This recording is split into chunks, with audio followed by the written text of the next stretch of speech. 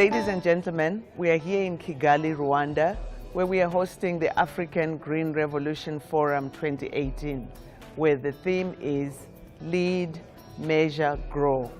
And all this is aimed at making smallholder farmers better business people with more income, food secure, and nutrition secure.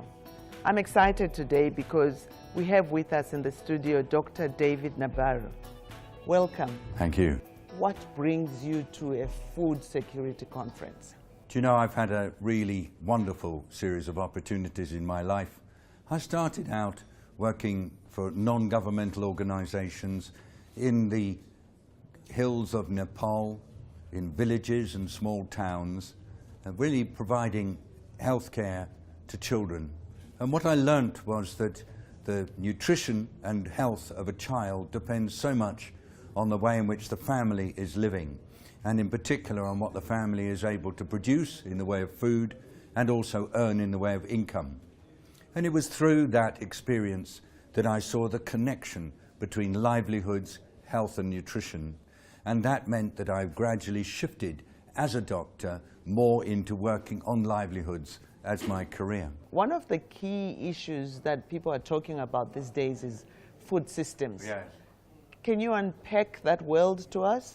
I see four big desirable features of food systems.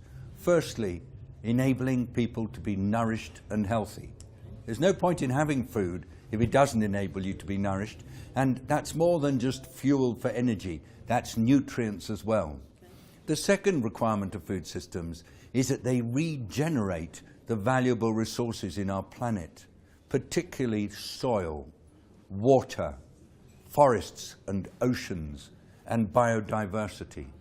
Those, what we call ecosystem services, are key to the lives that future generations will live. The third requirement is that food systems are good for climate.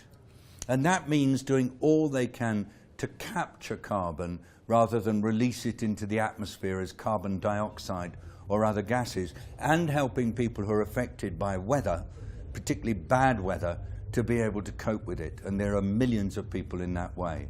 The fourth and perhaps most important requirement is that food systems contribute to good, prosperous livelihoods of the multiple people who work on them. Here in Africa, there are more than 60%, perhaps even 80% of the population that are in some way or other dependent on food systems. They may be farmers or food producers or marketeers, and most of them are women. So I want to be sure that food systems work for the people. Dr. Nabarro, it's interesting that you talk four components of food systems and no mention of agriculture. Where have you thrown the agriculture to? Let's try very hard to put agriculture in its proper place, right at the center of life for everybody, but a means to good lives, to a good planet, and to prosperity. What will it take to make that happen? That's why being here at the AGRF, the African Green Revolution Forum, is so important. This is all about bringing agriculture to the place where it has to be as the engine of prosperity for millions of households everywhere.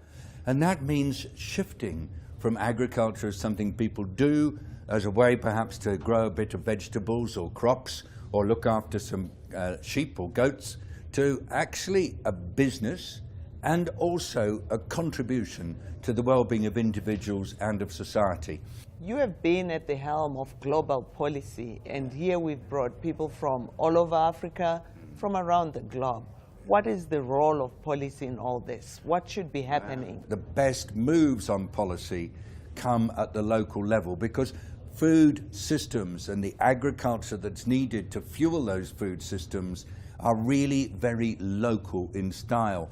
And that's because the soil is very local, the water is local, the interests of people are local, and therefore we have to deal with it locally. So I'm interested in the capacity of people at local level to influence the formation of policy so that it is doing good, something that I know you personally have worked on over the years. That gets me excited, but the issue is, how do we get that voice out there? How do we get the people who are affected by these policies to come? Requirement one is coalitions, working for common purpose, working together not so much pursuing our own organizational priorities, but working for the good of all.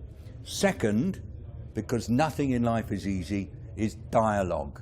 And that means space where people who don't necessarily agree can sit together and can talk with each other in a way that helps them to understand. So you, if you're a woman farmer, me, if I'm working for an agribusiness, person over there, if she's a minister, let us at least find a way so that we can talk about our concerns and our priorities and share our solutions so that we can work better together.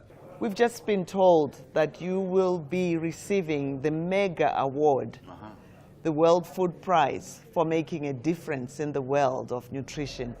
Tell us a snippet of what is it that you take to the world. Thank you very much indeed. First of all, to get this wonderful prize, which is decided on by a jury of people from all over the world, is a true honor, and I'm overjoyed. What I've done over the years is use my position in the United Nations, building on my experience as a doctor, to bring different individuals and groups together to try to solve really complicated and tricky problems. Difficulties around food, difficulties around nutrition, difficulties around how to make sure that women have a voice, difficulties around the challenge of making sure that small children have a good start in life when they're very young. Some of these are quite challenging. They're not issues that have simple 1, 2, 3 solutions. They require people working together. They require people kind of giving up on some of their pet theories and priorities. I have been the kind of person who's not scared of bringing people together, not scared of creating opportunities for discussion, not scared of setting up coalitions. And that, I think that ability is kind of broad arms and willingness to take risks is what got recognized by the World Food Prize. Ladies and gentlemen, Dr. David Nabarro giving us wisdom of what he's going to do in Lead, Measure, Grow, and how will he lead. Thank you.